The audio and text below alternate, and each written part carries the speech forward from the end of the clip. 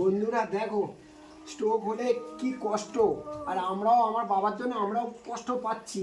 এখন এই স্থানে নিয়ে যাচ্ছি, পরিস্থিতি খুব খারাপ। বাবাও হয়েছে মাস 2 হলো, মা তো প্রায় বছর 4 হয়ে গেল। এই কোলে করে নিয়ে যাচ্ছি, চান করাতে হবে। এই চান করাতে নিয়ে যাচ্ছি, প্রতিদিন এরকম কোলে করে নিয়ে যেতে হয় চান করাতে।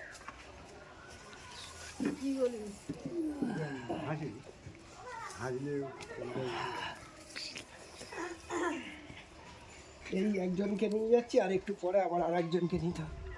মানে আজকের আমি ঘরে আছি তাই, নাহলে দাদারাও দেখে, সবাই মিলে করে, ছেলেরাও করে, কষ্টের আর শেষ নেই।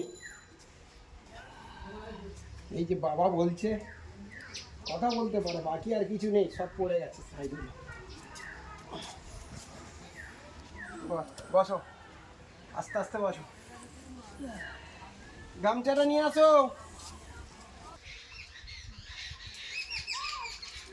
আস্তে আস্তে যাও।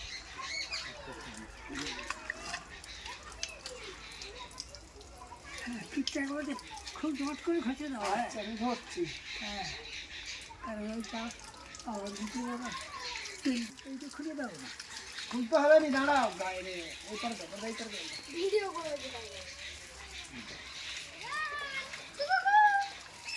কি চাপা